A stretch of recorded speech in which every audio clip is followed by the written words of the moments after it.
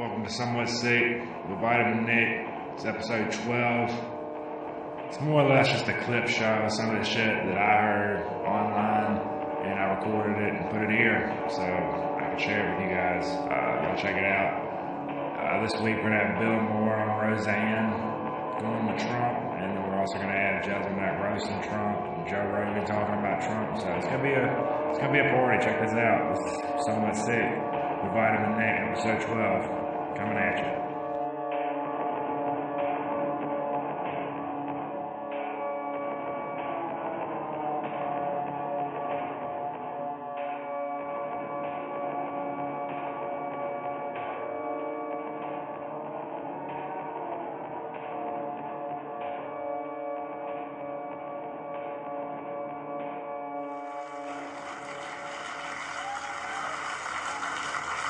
As your friend, Roseanne, I must remind you of something very important. You're a socialist! You've been one for 30 years. You said most billionaires are violent pedophiles. You said all of my ideas are based in socialism. How does that intersect with Trump? All his ideas are based on National Socialism.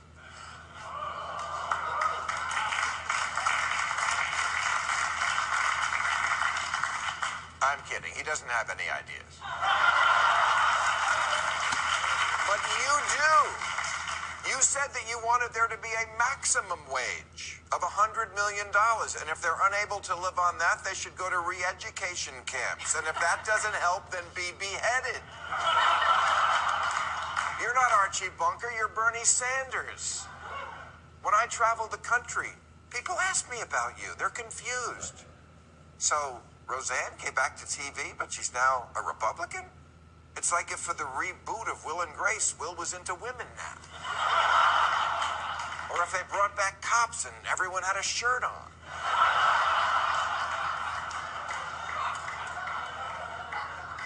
You had it right back when you said there is a serious class war going on in our country, a war on poor people by rich people.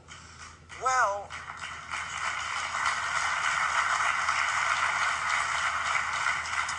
Trump is the guy who, during the campaign, said the hedge fund guys are getting away with murder. They have to pay taxes. Yeah, then 1 week after the election, when he was dining at the 21 Club, you know, home to the common man, told his rich friends when he didn't know he was on camera, get your taxes down. No, yeah.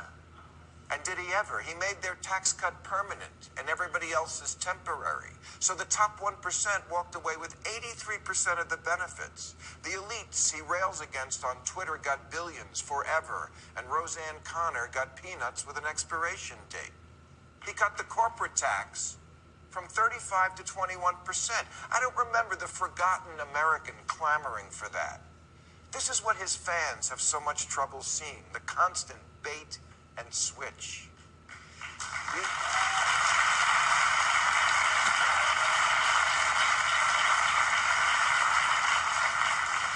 You said you liked Trump because he talked about jobs. So did Hillary. So does every politician. You might as well say he wore a suit. But I'll give you one where he is unique. He said wages were too high.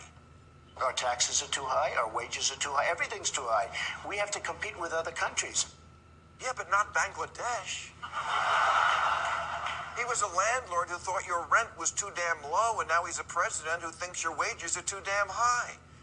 He talked tough, talk tough to the pharmaceutical companies. He said, we're going to get drug prices so far lower than they are now, your head will spin.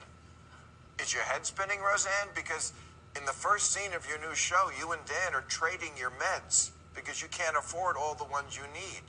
Because Trump sold out to Big Pharma and sabotaged Obamacare, the program designed exactly for people like the Connor family.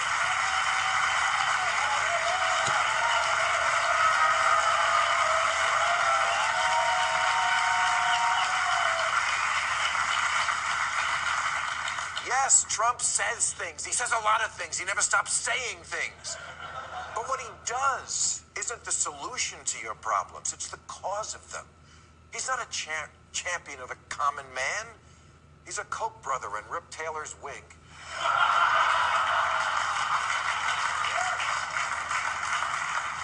So here's the deal. I get that you were mad as hell and wanted to throw a monkey wrench into the whole works, and I won't judge that.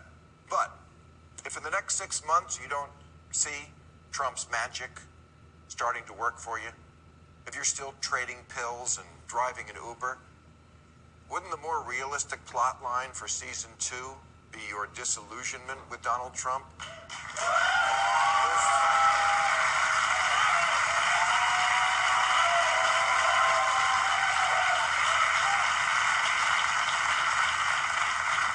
There's no shame in it. You saw a miracle product on TV and you ordered it. You impulse purchased a Trump. It promised to drain swamps, build walls, and make things great again. But you got it home, and it flooded your basement, maxed out your credit cards, and dropped your phone in the toilet. All right, that's our show.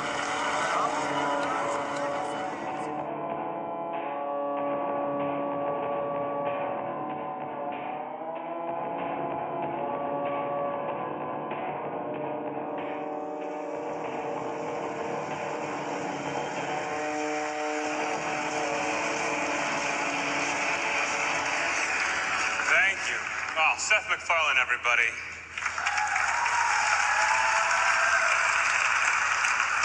You know, at first I thought Seth was just famous for The Family Guy, but then I did some research, and he's actually not famous at all.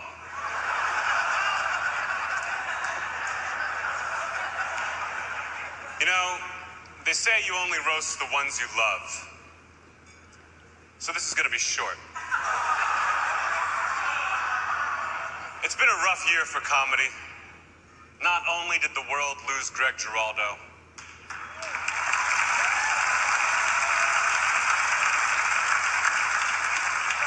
but even worse, it kept Jeff Ross. Wow, that's harsh. You know, Ross, you've been doing this for a long time, man. I mean, Jeff Ross has been roasting people since Whitney Cummings was nothing but a glint in the eye of the man who raped her mother.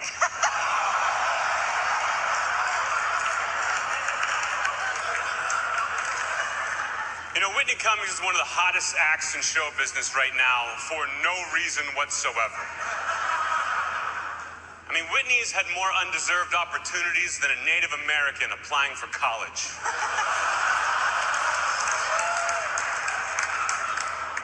I mean, look at this dais. You've got a pimp, a murderer, a drug dealer, a pornographer, and then 8 white people.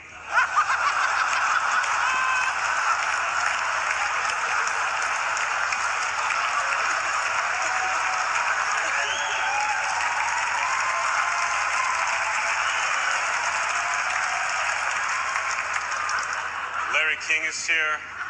Larry's been married 8 times. 8 times! Jesus, man. You've got 99 problems, and bitches are all of them.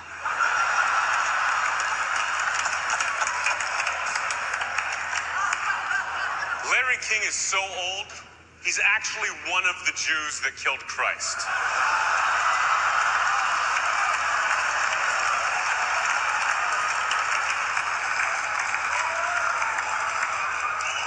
Of course, making fun of Larry King for being old is like making fun of Marlee Matlin for being deaf. It's fun.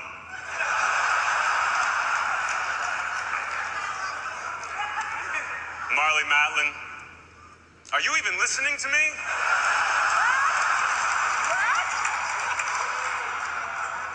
It's good to see you here tonight, Marlee. I was actually shocked to find out that you won Best Actress at the Academy Awards and not the Special Olympics.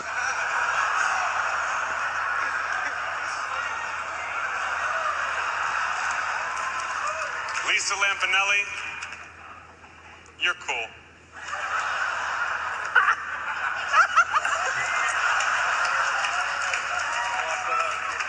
Mike Sorrentino. Great job, by the way.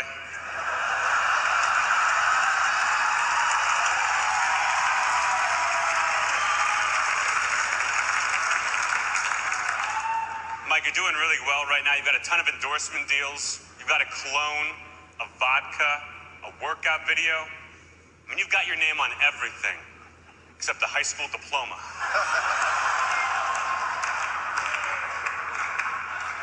And Sitch, I don't want to tell you how to live your life, man, but if you spent half as much time reading books as you do chasing skanks, you probably wouldn't have AIDS.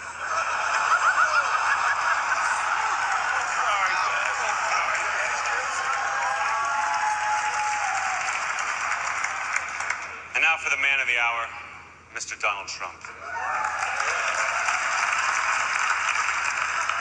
Donald, you've got a great sense of humor. You've been so happy to embarrass yourself on Saturday Night Live in the casino business.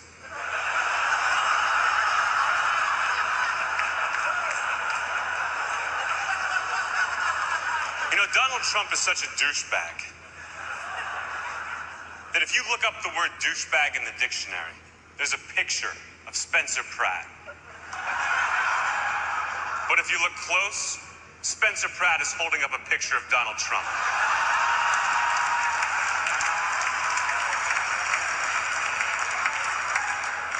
And Donald, I'm not even sure if you're aware of this, but the only difference between you and Michael Douglas from the movie Wall Street is that no one's going to be sad when you get cancer.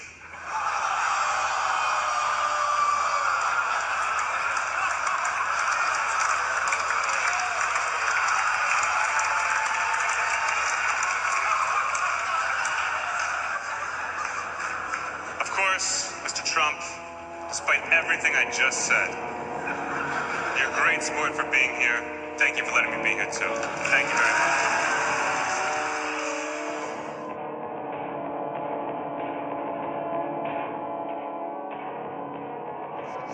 It's so strange people how they turn on things. What do you think about this whole like dueling narrative though about Trump? Like how he's somehow absolved from all of his wrongdoings, or he's a Russian plant. Like, are you having trouble talking to people about that? Well, or what do you think? Well, I think the good thing about him, this is the good thing, is that we realize now how easy it is for a person to win the popularity contest that is the presidency of the United States. And that you could get a popular person, whether it's Trump or whether it's Oprah or whoever the fuck it is that decides to win next. And this is a ridiculous way to pick the person who runs the biggest fucking military complex the world has ever known.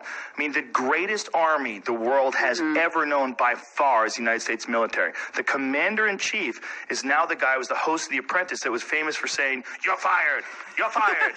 I mean, this is a popularity contest. Yeah. It's insane. You don't have to have special qualifications. You just have to be deemed the person that the people like the most. Yeah. That's insane. It's also insane to have one giant alpha chimp to be the top guy or the top gal to run the whole project. And I saw that with Hillary, too. There were so many people that were looking for Hillary to win because they wanted a woman to win, because they thought it would be a historic victory, regardless of how fucking creepy she is, regardless of all the crazy shit that she's done, regardless of her history, regardless of all the fucking way that they hacked the DNC and they literally conspired to keep Bernie Sanders from winning the nomination. Yeah. I mean, they hacked the democracy. They did it, not the Russians. And everybody's like, yeah, it didn't work. Yeah, totally. It didn't work. It doesn't even count. Yeah, screw voter ID, voter suppression, all that shit, gerrymandering, all that. Wanted a woman so bad that they were willing to... And they can go back to sleep.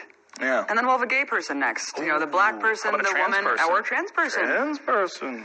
I mean, honestly, and that's the problem. I think that's the conflation with like the left and the neoliberal think tankers, is that they use identity politics to sell more corporatism. Yeah. Like they use it to brand slap pink shit on Boeing jets and be like, Happy Women's Day, you know, I mean, but it's not like they actually care about oppressed and marginalized people. So it's really interesting. We're in an infancy, the infancy of understanding. We really are. I mean... 3 people ago. 3 people ago, yeah. And it's like 3 people from now would be like, these fucking apes were crazy. You know? I really do think that. They got the Apprentice guy. Yeah, I think we're in the middle of it. You know, whether it's the Apprentice guy, I mean, if he didn't win, what would you want, fucking Ted Cruz to win? Get the fuck out of here. That guy's out of his mind, too. And now all he's doing is sucking Trump's ass. You see all the speeches about him? Dude. Crazy. Trump calls his wife a dog.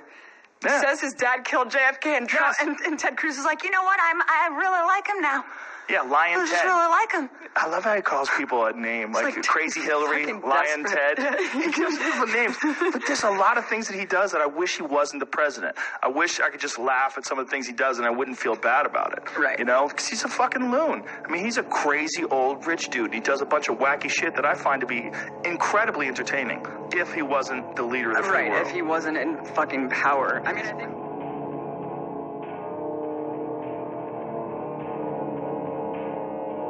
Some would say, Vitamin A, episode 12, coming at you.